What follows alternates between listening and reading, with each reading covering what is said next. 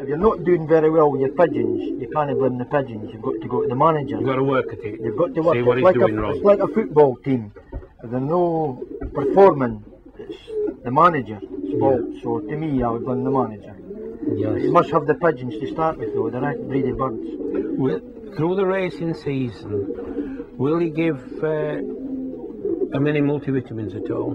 No, maybe once a fortnight or something. Once a fortnight, just boost them up now and again. And if there's any disease or germs around in the carts, I pay attention to them, but if I can't cure it, I just kill them. Kill them straight away. Yeah, you can't afford to have any disease in the loft. You're very, very strict. And with having this small team of pigeons, you spot it instantly, more or less, don't you? You do, yes. Either in the morning or late at night, you'll see that there's something just not right. Which I suppose with this team of pigeons, which you've had for a number of years, there will be a team of pigeons that's quite immune to disease. You'll have built that up, won't you? Because there are a team of pigeons that will race 500 and 600 miles. There are pigeons to start with, aren't they? They must have a good constitution to be able to do that, haven't they, John? Right, yes. You know, and you've built this into them, haven't you? You know when they're in peak condition, if the flight's right and they've got the bloom on them, and their crops sort of blown up when they're circulating around the house, you know, so exercising. That's when you know your birds are right. That's the point what you look for. Oh, I can. I know. Yes, they need the bloom on them. And they're blowing out. Yes. They've got the purpley. That's right. Colours. And the butts are separated from the body. Yeah. The butts are standing out. That's right. Just like an aeroplane on a runway, just ready to go. That's when you can the birds are ready.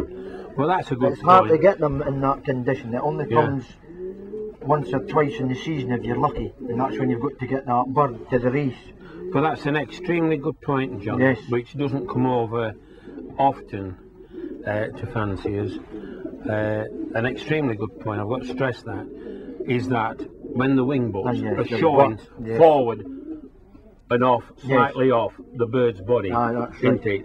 That's a good sign for you. That's right, and the tail's touching the ground. It's just the like, tail's touching. What about this bit of a twitching that they get sometimes? No, something's getting that. You get that as well. well? That's some quiver, not some ready to race.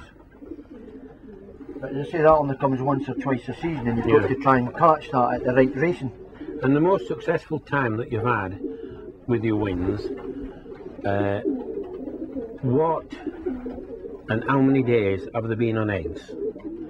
Have they been on eggs 10 days, 7 days, 10 days, or has it all varied? All varied. Varied. I stagger them a bit for different races. I stagger the because you haven't got a big team. No. So you haven't a lot to manipulate, have you? That's right, that's right. You know, so I just stagger them out as I want for different races. That's right, yeah. So I'll just have 15 cocks, 15 hens, and I've got to try and work it for there. Right. We'll just go around the loft design, John. You've got two petitions here. Yes. Your racing lofts here. Next door is your young bird section there. The wall perches, there's nothing fancy with the perches at all. There's nothing fancy in here. The only thing I can stress is that they look like a widowwood box. The widowwood box. The widowwood fronts. Yes. But the set back. Yes, actually the fronts are set back like a perch. Yeah. The cock can run up and down, can't he? Yes, it can. And he's in control of his box, isn't he? That's right, yes. Yeah. We've got the vents at the back there. We've not any vents not at the back of the loft on the floor. No, at the floor, no. We've got this type of bay window where the drinker goes. In other words, the drinker and the grates is not picking up the dust off the floor, are they, John? No, they're pretty high up. They're high up. Yes. You've got glass there for the winter. Yes, in the winter. In the winter, you put a bit of perspex up or anything like that. You've got a landing board. Yes. Entry to the loft. That's right. It's through this door here. Yes. Because they land outside the loft. Yes, I do. Then they come through, and as it happens, I've stressed this type of loft. I think it's a brilliant type of design, and it's so simple. Yes. In the roof, we've got this pegboard. No insulation up there, just pegboard up. Oh, and there's a vent at the back of that. There's a vent. It's air going through the back of that and right at the back as well. Yeah. So the air's circulating all the time. All the time, yeah. And that's what you're looking for. Yeah. It's perfect, John. Yes. It's brilliant, actually. It's a nice and it's simple. Yes. It's simple. It's not expensive loft to run. Neither is it. No, it's not. And they don't use deep litter. No, no, there's nothing walking about. They scrape them out and you could pay attention to the mess if there's any. That's right. You can see the dropping or anything. If a dropping's just not right, you spot it straight away. You can, but if it's in the deep litter, you're not going to see the dropping. You can't see it. Yeah. But again, a lot of them fly deep litter, but everybody's different. And this type, going back to this type of box, is the pigeons will keep to the individual boxes as well. And you can see the dropping on the front, can't you? Right. Instantly. That's right. And some of them have the rain box every year. If they're still here anyway, then you lose them. If they're still here. That's right. But up to now, I've done well over the years. You don't, obviously, you don't lose them unless it's something done bad for everybody, and everybody loses them, don't they? Well, that's fine.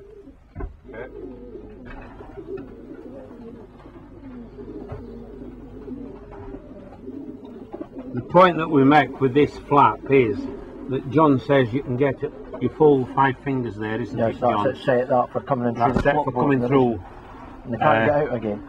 No fancy trap, this old traditional type, isn't it, John? Yes, it is. Been proven for years and years. And the pigeons just come in, they can't get out, can they? Can't get out again, that's it set for them. Yeah. And also, John, when it's down like this for the birds coming, it does create a draft of air, doesn't it? Yes, it does. You know, it benefits the loft, doesn't it? That does that. Yeah. The landing board is just above. Just above it. There, on the set, above and level with this bay window. And the bay window picks up the sunlight. And the pigeons will not say we'll bath there, but could bath there, yes, they can they? Yes. But they'll bathe in the sunlight. In the sunlight. Yeah. Nice in the summertime. Yeah.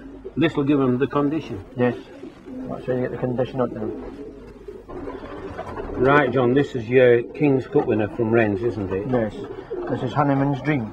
Honeyman's Dream. Yes, the one that Rennes in 1992. He was 2-year-old, and this is him here in my hand. Beautiful pigeon. Up to now he's bred with 5 winners. And to me, it's in 36 years to win Rennes back at the Fife.